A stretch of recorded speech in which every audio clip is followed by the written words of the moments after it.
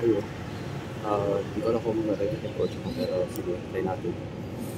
So, this one. So, the air as an entered the 302 kilojoules per kilogram, and the fuel as an entropy of 43,007 kilojoules per kilogram. As is with the furnace of an enthalpy of 616, there are 70 kilograms of air per kilogram of fuel. The house requires 7.6 kilowatts of heat. What is the fuel consumption per day? So, tuloy mo natin, furnace natin.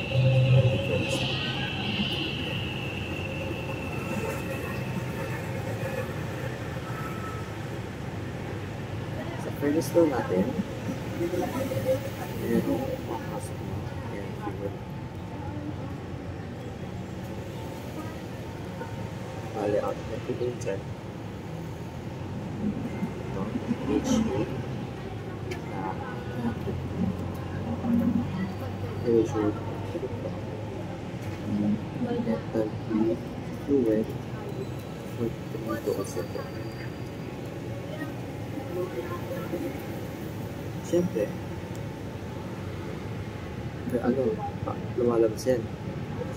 Pero ang output naman, the gases leaving the furnace, which is pareho na. Tapos na AF na. Kasi gases din eh. Bale, malabas na daw 616.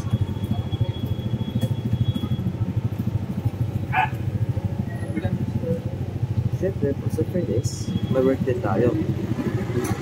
May work for heat energy. Ang nakalagay dito is 17.6 kilowatts. Out of the 7.6 kilowatts nila ang conversion natin. Buha yan. Siyempre, siyempre, furnace yun.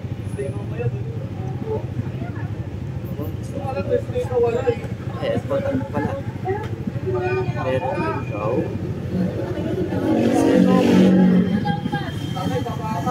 kilogram of air. Kilogram of fuel. Parang ratio proportion to. Yun ang even. Tinatanong what's the fuel consumption. Let's look first is furnace. Natin yung law of conservation. Pwede natin sabihin enthalpy here.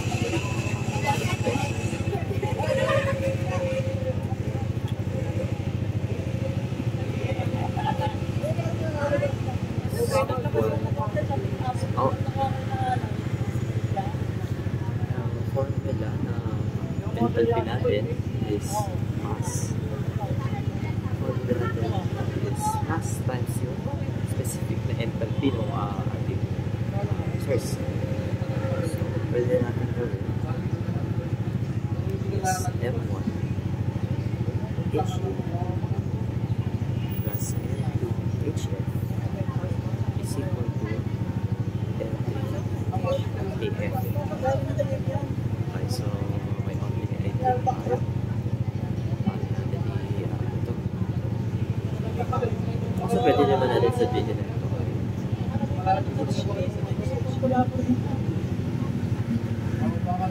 Ano ito ko yung paano? Hindi kakaiba nito exactly, pero basically, it is equal to outcome din naman. So, pwede natin sabihin na ganito.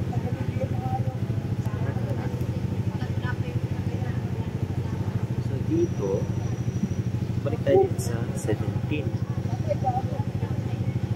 So, parang pwede natin i-ratio proportion sa mass. Diba, kilogram to eh. So, mass ni air super mass fuel. So, ibig sabihin, mass ni air 17 pero sa mass ni fuel. Pwede na natin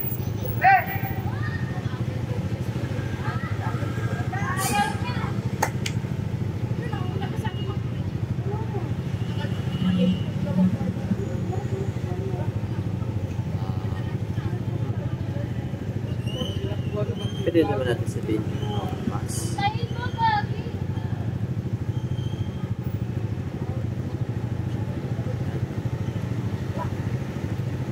Assume ito yung M1. Pwede natin isingit itong 17 mm dito sa kung natin i-push. So, paano natin makagawa yun? Kasi ang mangyayari dito, palitan natin pa rin naman ito. Okay.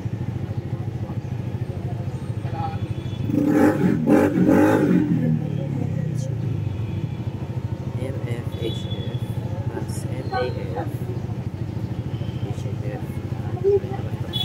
So, ang mangyayari dyan, may given na tayo 17 MF. Kapag sinapshoot natin dito, ang meron pa lang tayo is, MF pa lang, 17 MF, HE plus MF, HE is equal to MAF, HAF. Parang out of place to MAF. Diba? Kasi pwede ko na i-substitute si MF, pwede ko i-substitute si HE, HF, pati HEF para mahanap to. Eh kaso panira ng buhay ko to eh. Paano natin makakagad si MEAF? So dito, tsaka kaya natin substitute 17 MF dito kay equation 1. So, equation 1, mayroon is 17 MF plus MF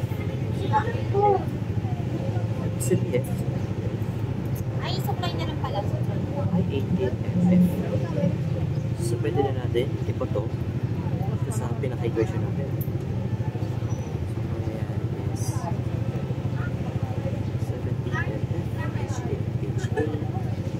FFHF is equal to 18 MF HEF. Then substitute natin ito. Meron tayo HE, diba? HE, HF, HEF. So, makahanap natin si mass fluid.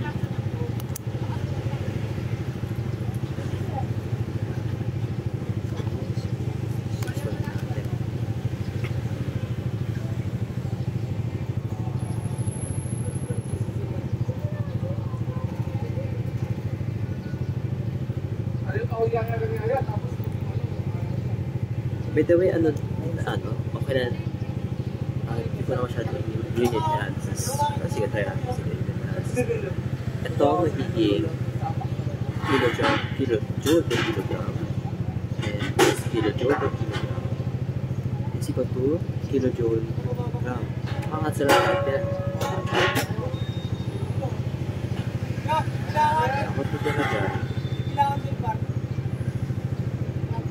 Kilogram.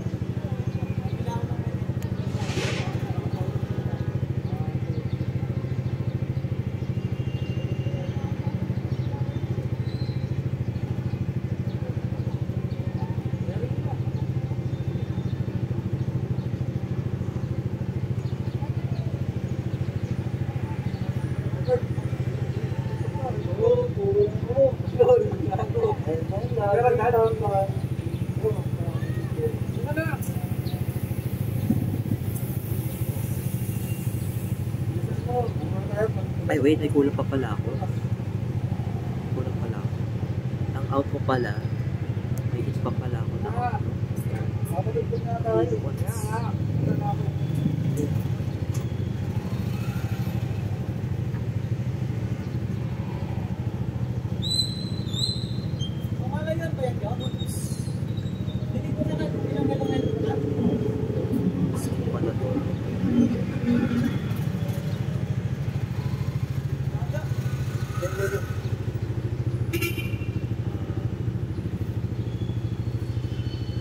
This is kilojoule per second.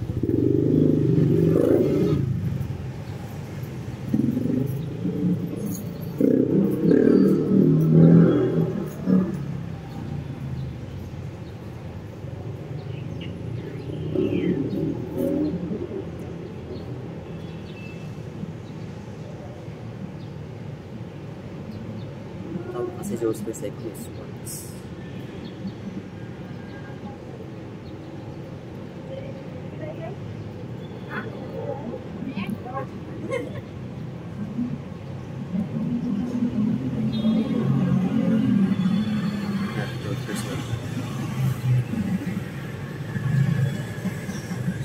I-solve natin ito.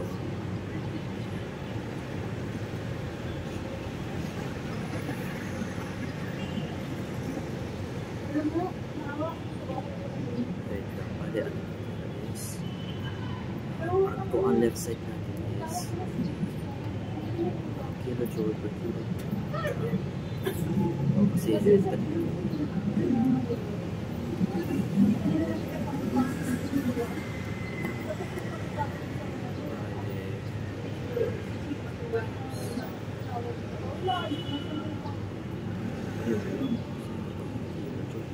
balik.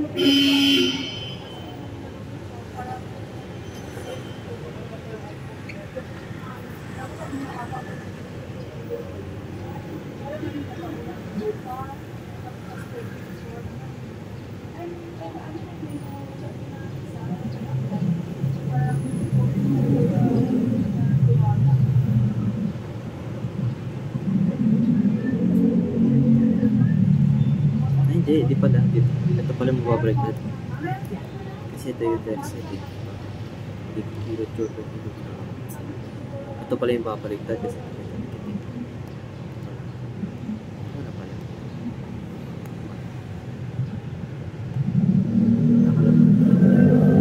Analysis 4.7245 times 10 raised to negative 4 kilogram per second. Eh, ang hanap natin per day. So, 7245 10 raised to negative 4 kilogram per second times sa isang oras. 1 hour is 3,600 seconds. That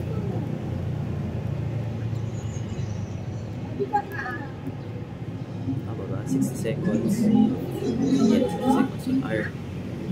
Minute. 1 minute. Ay, joke. 60 minutes. 1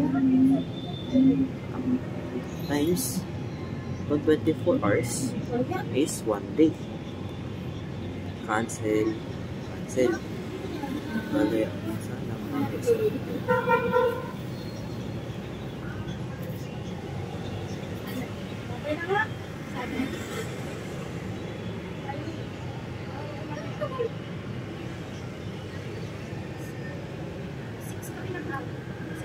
Ayun, tawa si Idol 82 kilogram per